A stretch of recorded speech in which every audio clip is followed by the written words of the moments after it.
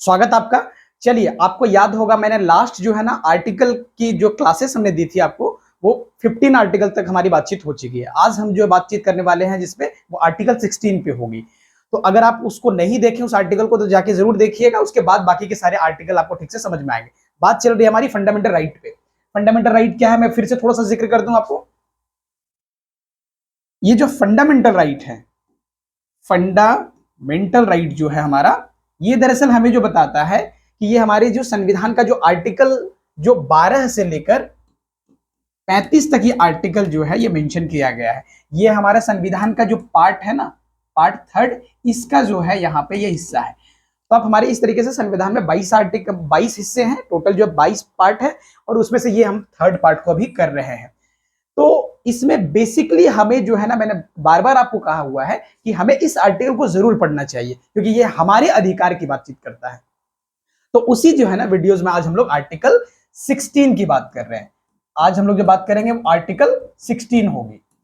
तो इसमें दरअसल क्या बातचीत है, इन तमाम तरह की चीजों को आज समझने का प्रयास करेंगे। बारी बारी से धैर्यता से सुनिएगा ताकि चीजें आपको ठीक से स्पष्ट हो जाए। ठीक है, तो ये देख सकते हैं हमारा जो है कॉन्स्टिट्यूशन, ये जो फ्रंट पेज है ये आप देख सकते हैं। अब देखिए, सबसे पहले कुछ चीजों को हम समझा दें आपको। आर्टिकल 16 में जो है ना हमें 5 क्लोजेस पढ़ने हैं, टोटल 5 क्लोजेस में से जो जो सबसे इंपॉर्टेंट हमारे लिए जो होने जा रहा है, यहां पे आप समझ सकते हैं, जो सबसे इंपॉर्टेंट हमारे लिए जो आर्टिकल होंगे वो आर्टिकल का क्लोज फर्स्ट और सेकंड, ये दो क्लोज हमारे लिए बहुत ही ज्यादा इंपॉर्टेंट होने वाला है। वो कैसे है, तो देखिए सबसे पहले जो आर्टिकल जो हमारा फर्स्ट जो यहाँ पे 16A है, ये क्लोज फर्स्ट जो बात है यहाँ पे कहता है, वो कहता है इक्वल अपॉर्चुनिटी फॉर ऑल। यानी कि हम यहाँ पे क्या कर सकते हैं, इक्वल अपॉर्चुनिटी की बात करता है। यहाँ पे बेसिकली किसकी बात करता है, इक्वल अपॉर्चुनिटी की बात करता है। सबको क्या करेगा, यहाँ पे अगर वो वैकेंसीज आती है, मान लेते हैं सरकार के तरफ से, मान लेते हैं जॉब को लेकर वैकेंसीज आती है, तो उसमें क्या होगा, उसमें एक चीजें कही जाएगी कि यहाँ पे किसी के साथ भेदभाव नहीं किया जाएगा, सबको एक तरीके से एक रूप में क्या होगा देखा जाएगा, चाहे वो किसी भी कास्ट से हो, किसी भी रिलीजन का हो, उससे फर्क नहीं पड़ता है संविधान को। यहाँ पे बेसिकली एक चीज यहाँ पे देखी जाती है जो कि हम यहाँ पे देख सकते हैं। वो क्या है, तो वो ये होगा कि वो भारत का नागरिक होना चाहिए। आर्टिकल जो है ना 16, वो हमारे देश के नागरिकों को मिला हुआ है। अगर कोई विदेशी है तो उसको ये आर्टिकल 16 का लाभ नहीं मिल पाएगा। समझेंगे कैसे, तो यहाँ पे इक्वल अपॉर्चुनिटीज की अगर बात करें तो यहाँ पे हमें जो बेसिकली बातें समझनी है वो क्या समझनी है, दो तरह की बातचीत यहाँ पे लिखी हुई है। दो तरह की क्या है, सबसे पहले यहाँ पे बात की जाती है एम्प्लॉयमेंट और नियोजन यानी कि अपॉइंटमेंट की बात की जाती है। यहाँ पे क्या होगा, दूसरी जो बातें यहाँ पे आती है वो अपॉइंटमेंट को लेकर आती है। तो यहाँ पे अगर बेसिकली हम देखें तो अपॉइंटमेंट की यहाँ पे बातें आती है कि हम यहाँ पे क्या करेंगे, जब लोगों को रोजगार देंगे, जब लोगों को क्या करेंगे, रोजगार देंगे, तो साथ साथ में एक चीज और भी यहाँ पे कही गई है कि इसी के अंडर और भी कई सारी चीजें आएगी, जैसे कि प्रमोशन जो होता है, आप देखे होंगे जो प्रमोशन होता है वो प्रमोशन भी इसके अंतर्गत आएगी। साथ ही साथ जो हम सैलरी देते हैं, लोगों को जो सैलरी देते हैं, वो सैलरी भी इसके अंतर्गत ही कंसिडर की जाएगी। साथ ही साथ इसमें जो हम पेंशन देते हैं, पेंशन भी दरअसल इसी के अंतर्गत जो है कंसिडर की जाएगी। तो यानी कि यहाँ पे एम्प्लॉयमेंट एंड यहाँ पे जो बातें की गई है अपॉइंटमेंट की, पहले ही आर्टिकल में कि हम आपको जॉब देंगे, किसी के साथ भेदभाव नहीं होगा, सबको इक्वली हम ट्रीट करेंगे। और साथ ही साथ जब अपॉइंट करेंगे, जैसे आप देखते हैं ना प्रमोशन में भी आप देखेंगे तो वहां पे भी आरक्षण जैसी व्यवस्थाएं आ गई है। जैसे कि मैं अब बताऊंगा इसके बारे में डिटेल में कि कहां कहां पे ये सारी चीजें दिखती है। तो यहाँ भी जो आरक्षण का मुद्दा जो मतलब प्रमोशन में भी जब आपकी जॉब को प्रमोट किया जाएगा, किसको किया जाएगा किसको नहीं किया जाएगा, इसमें भी जो है ना बातें इसके आधार पे यहाँ पे आती है। तो ये बातें आप समझ सकते हैं, यहीं से निकलता है वो आरक्षण का मुद्दा जो है, यहीं से निकल के सामने आता है। तो ये तो आर्टिकल हमारा जो है, आर्टिकल यहाँ पे ये 16(1) ये कहता है, 16(1) ये बातें हमें समझाता है। और दूसरी बात है यहाँ पे, जो दूसरी बात अगर देखें आर्टिकल 16, तो आर्टिकल 16 क्या कहता है, 16(2) का क्लोज जो है वो हमें क्या बताता है, वो ये कहता है कि भाई आप जो है ना, जैसे कि मैं यहाँ पे बताऊं आपको कि 16A में जो धर्म यहाँ पे जो आप देख रहे हैं कि धर्म के आधार पे, मूलवंश के आधार पे, चाहे धर्म हो, चाहे यहाँ पे मूलवंश हो, जाति हो, लिंग हो, यहाँ पे डिसेंट जिसको हम लोग वंशक्रम भी कहते हैं, और जो जन्म स्थान और निवास के आधार पे भेदभाव आपके साथ नहीं किया जाएगा। किसी भी हाल में क्या होगा, आपके साथ भेदभाव नहीं किया जाएगा, जो कि आर्टिकल 16(2) कहता है। आपको आर्टिकल 15 अगर याद हो, आर्टिकल 15 में मैंने क्या कहा था, इसमें दो चीजें शामिल नहीं थी। क्या नहीं थी? तो सबसे पहले मैं अगर बता दूं आपको, तो एक निवास, ये अगर आप गौर से अगर पढ़े होंगे तो ये चीजें वहां पे शामिल नहीं थी। और अगर मैं बात करूं तो यहाँ पे डिसेंट का वहां पर जिक्र नहीं रहा होगा, तो दो चीजों का जिक्र वहां पे नहीं था, वो यहाँ पे दो चीजें ऐड करी गई है। समझेंगे इसका क्या महत्व है और इसको कैसे हम लोग यहाँ पे देख सकते हैं। बेसिकली मैं आपको बता दूं कि ये जो डिसेंट यहाँ पे लिखा हुआ है ना, ये निवास में यहाँ पे जॉब को लेकर जब बात आती है तो यहाँ पे बहुत स्पष्ट रूप से कहा गया कि हम इसके निवास के आधार पे भेदभाव नहीं करेंगे। यानी कि जैसे कोई यूपी का ना होके अगर बिहार का है, तो बिहार के यूपी पीसीएस का एग्जाम दे सकता है क्या? तो बोलेंगे बिल्कुल दे सकता है। वो किसके आधार पे दे रहा है? तो निवास, रेसिडेंस के आधार पे। इसके आधार पे भी हम क्या करेंगे? भेदभाव नहीं करेंगे। उसमें भी आपको वहां पे वो लाभ आपको मिलेगा इस आर्टिकल के तहत, आर्टिकल 16(2) के तहत यहाँ पे आपको ये लाभ मिल जाएगा। तो ये सारी बातें यहाँ पे आर्टिकल 16(2) कहता है कि आपको धर्म के आधार पे कोई भेदभाव नहीं होगा। जॉब जो वैकेंसीज आएगी सबके लिए आएगी, है ना। कोई भी अप्लाई करेगा वहां पे, कोई भी रिलीजन का हो, मूलवंश किसी भी मूलवंश का हो, उससे फर्क नहीं पड़ता है। जाति आपकी क्या है उससे फर्क नहीं पड़ता है। लिंग क्या है कोई फर्क नहीं पड़ता है। उद्भव यानी कि डिसेंट जो है ना, वंश क्रम के आधार पे भी आपके साथ भेदभाव नहीं होगा। प्लेस ऑफ बर्थ, आपका जन्म किस जगह पे हुआ है उससे कोई मतलब नहीं है संविधान को। बस मतलब ये है कि वह भारतीय नागरिक है या नहीं, और वो किस जगह पे रेसिडेंस करता है उससे फर्क नहीं पड़ता है संविधान को। बस वो एक चीज देखता है कि हमारे देश का वो नागरिक है अथवा नहीं। तो इसके आधार पे आप समझ सकते हैं कि आर्टिकल 16 ये बातें करता है। उसके बाद अगर बातचीत किया जाए तो यहां पे आप देख सकते हैं कि जो आर्टिकल 16(2) है, आप समझ गए 16(2). अब यहां पे 16 जो 3 क्लोज है वो क्या कहता है? तो आर्टिकल 16 का क्लोज 3 है, वो सबसे पहले यहां पे कहता है कि अगर मान लेते हैं यहां पे क्या है, जैसे मैं एक बात आपको बताऊं कि आर्टिकल 16 में कहा गया है यूटीज और स्टेट को लेकर, मान लेते हैं यूटी और स्टेट को लेकर हमें मान लेते हैं कोई कानून बनाना हो, यूटीज और अगर स्टेट को लेकर कोई विशेष कानून बनाना हो तो क्या कर सकता है? मान लेते हैं अगर राज्य को लगता है, राज्य मतलब पार्लियामेंट को लगता है, अगर पार्लियामेंट को लगता है कि किसी विशेष तरह का पद उनके लिए क्रिएट किया जाए किसी स्टेट के लिए, तो आर्टिकल 16 का क्लोज 3 का जो है ना यहाँ पे अलाउ करता है।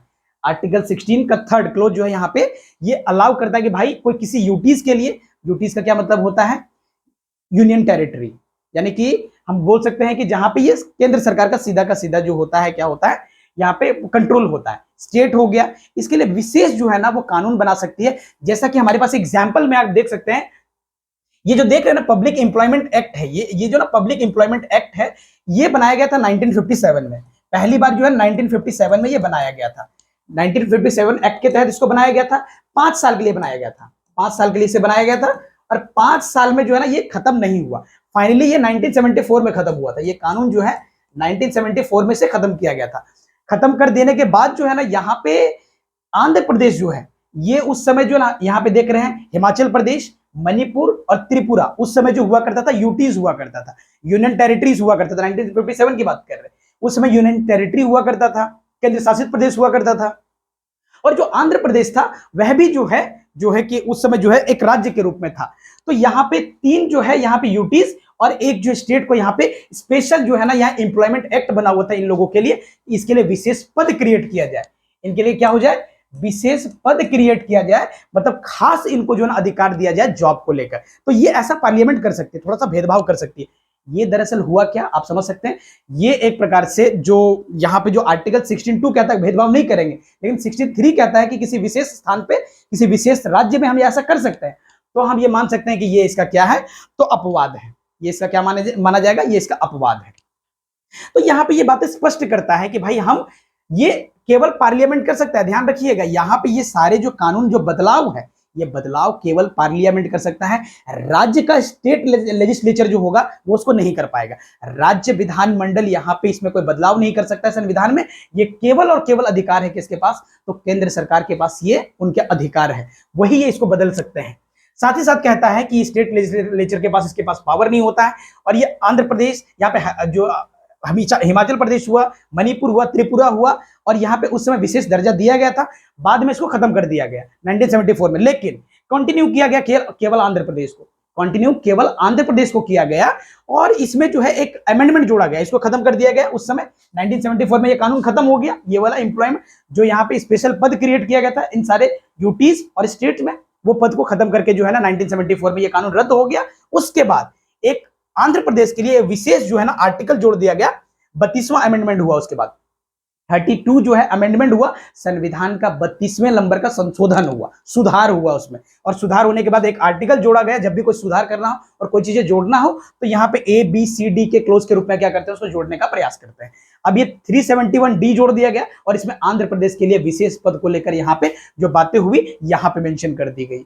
तो ये आप समझ सकते हैं कि क्या कर सकती है पार्लियामेंट, ऐसा कर सकती है, पार्लियामेंट ऐसा कर सकती है, उनके साथ भेदभाव कर सकती है आर्टिकल 63 के हिसाब से, जो कि आप उसका अपवाद माने। 16(2) क्या कहता है कि हम भेदभाव नहीं करेंगे, लेकिन आगे ही कहता है कि नहीं, जरूरत पड़ने पे हम ऐसा कर सकते हैं।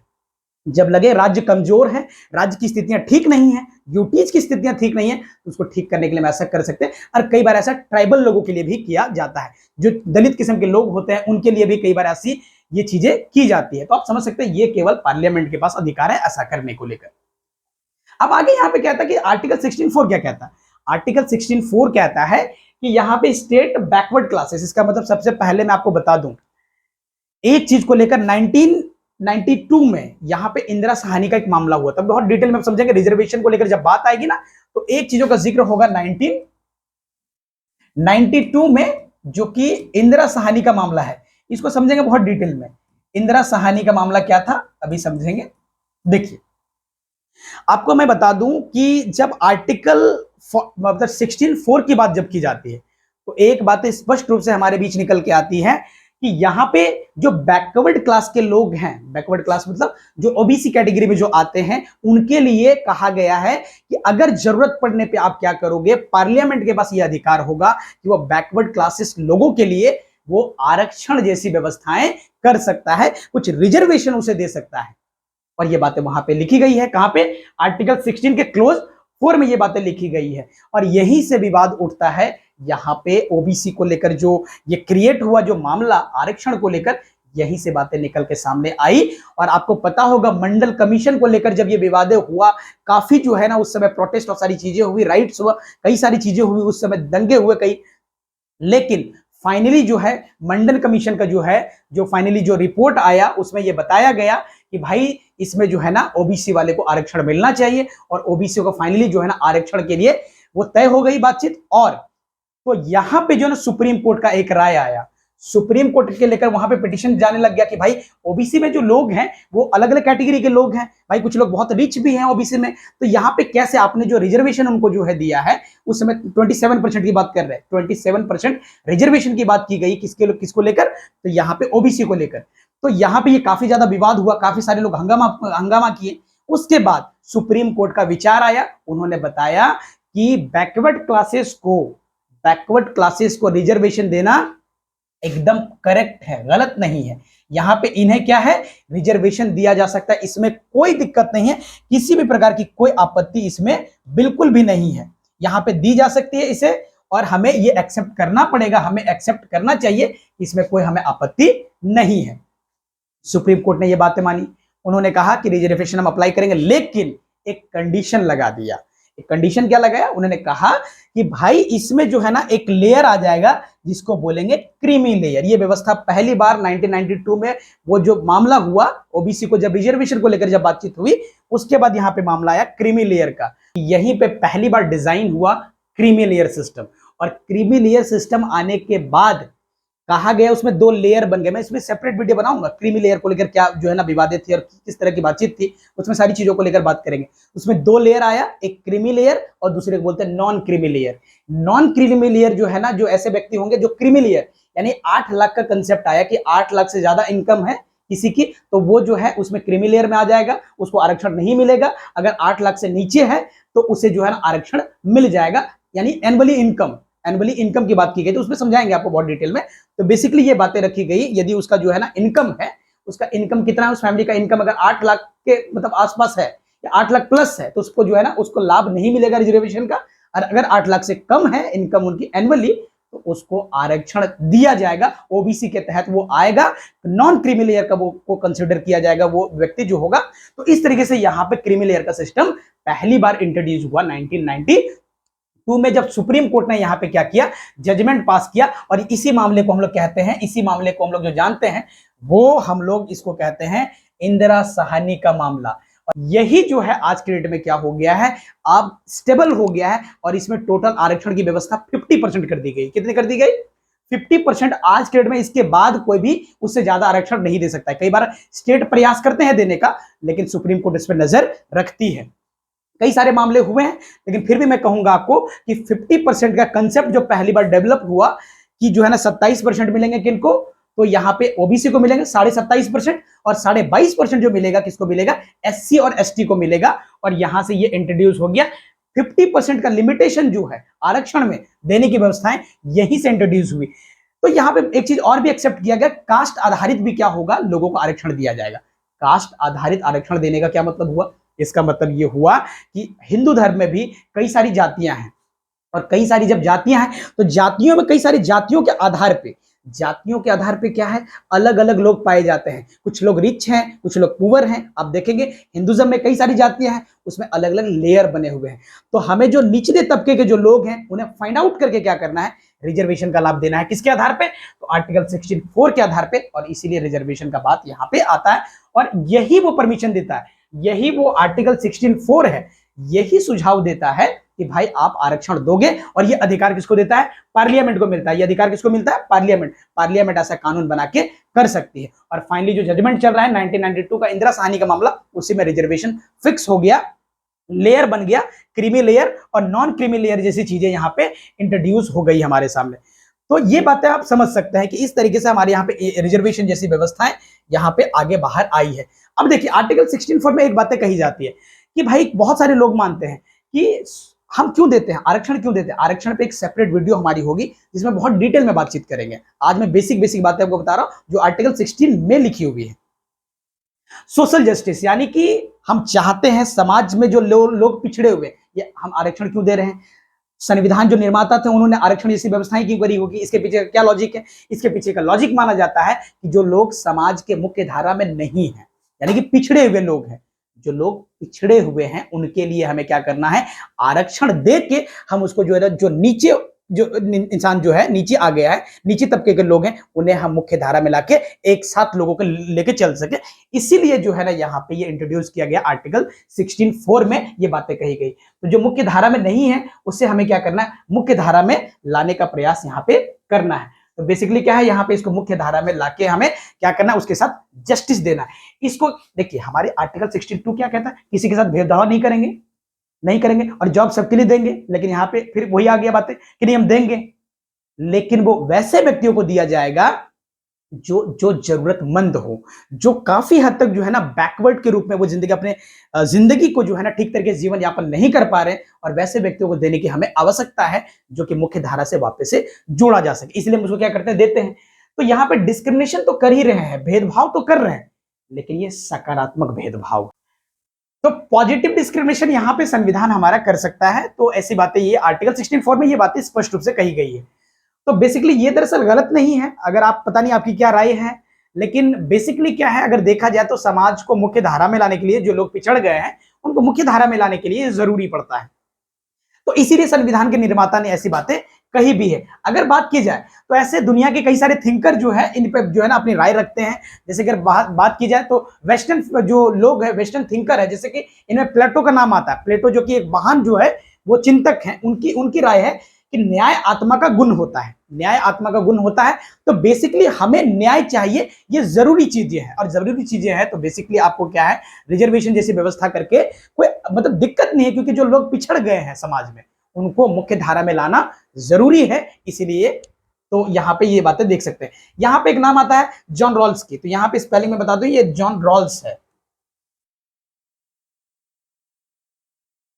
ये जॉन रॉल्स है। तो जॉन रॉल्स साहब जो है यहाँ पे जो बातें कहते हैं, उनका कहना है कि प्राथमिक वस्तुओं का समान वितरण का मतलब वो कहते हैं कि नॉर्मली जो मूलभूत चीजें हैं, मूलभूत चीजों का बंटवारा सबके साथ इक्वली होना चाहिए ताकि वो लाइफस्टाइल को ठीक से जी सके। और इसके लिए क्या है, आरक्षण जैसी आपको व्यवस्थाएं करनी पड़ेगी, क्योंकि जो बड़े लोग हैं, क्या करेंगे, काफी ज्यादा क्या करेंगे, अपने पास संसाधन को जुटा लेंगे, इकट्ठा कर लेंगे, जिससे जो लोग पिछड़ गए हैं उनके पास हाथ में बहुत कुछ बचेगा नहीं। इसीलिए क्या है, जब हम आरक्षण जैसी व्यवस्था करते हैं जॉब में और सारी चीजों में, तो उनका लाभ उनको मिल पाता है और जाके वो जिस स्थिति में वो हैं वहां से उभर के वो मुख्य धारा में आके शामिल हो पाते हैं। इसीलिए क्या है, ये जो है ऐसे महान महान थिंकर जो है इस पे अपनी राय रख चुके हैं कि भाई रिजर्वेशन जैसी व्यवस्थाएं, समान वितरण जैसी व्यवस्थाएं होना जरूरी है, ताकि जो लोग हमारे साथ नहीं चल पा रहे हैं कंधे से कंधे मिला के, उनको जो है वो मौका दिया जाए, और वो मौका आरक्षण से ही संभव दिखता है। इसीलिए ये सारे लोग जो है इस तरह की बातें यहाँ पे करते हैं। मैं फिर से कह रहा हूं, रिजर्वेशन को लेकर जो है मैं डिटेल में एक सेपरेट वीडियो लाऊंगा, जिसके आधार पे बताऊं कि ये मुद्दा कब से उठना चालू हुआ और कहां से हमारे यहाँ पे कास्ट को लेकर जो रिजर्वेशन जैसी व्यवस्थाएं कहां से चालू हुई, और इसके तमाम तरह के जो केसेस हैं उन सब केसेस को बारे में भी बातचीत करेंगे। तो बेसिकली आज मैं आर्टिकल 16 के बारे में आपको बताने का प्रयास कर रहा हूं, जो कि ये सारी बेसिक बातें यहाँ पे लिखी हुई है। अब अगर मैं बात करूं आर्टिकल 16 लास्ट की जो मैं बात करूं, तो आर्टिकल जो 16 है, जो क्लोज 5 है, आर्टिकल 16 का क्लोज 5 इसमें कहता है, सामान्य सी बात है, जो हमारा जो यहाँ पे अगर मैं बात करूं, तो जो हमारे धार्मिक प्लेसेस हैं, जो हमारे रिलीजियस प्लेसेस हैं, तो यहाँ पे धार्मिक प्लेसेस में जो व्यक्ति होगा वो क्या करेगा, अपने व्यक्तियों को जिसपे वो क्या करता है, ट्रस्ट करता है, ये लगता है कि ये, जैसे मान लेते हैं अगर मैं बात करूं किसी मस्जिद की बात करूं, जो अगर कोई मस्जिद है या फिर मान लो यहां पे कोई जो है मंदिर है,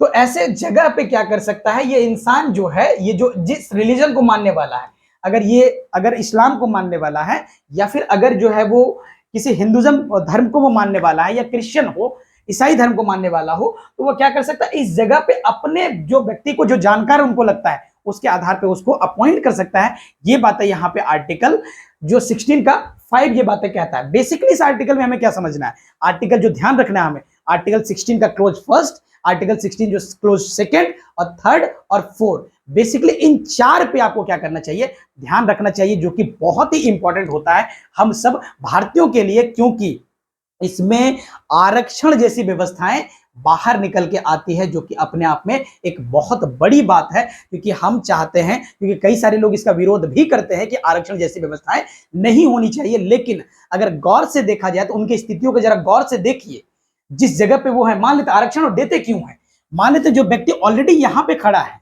जो व्यक्ति ऑलरेडी इस जगह पे खड़ा है, और कुछ व्यक्ति समाज में ऐसे स्थान पे खड़े हैं, और जब इस स्थान पे खड़े हैं तो ये समाज जो है, हम क्या चाहते हैं, इनको जो है कैसे भी करके हमें इस धारा में लाके छोड़ देना है।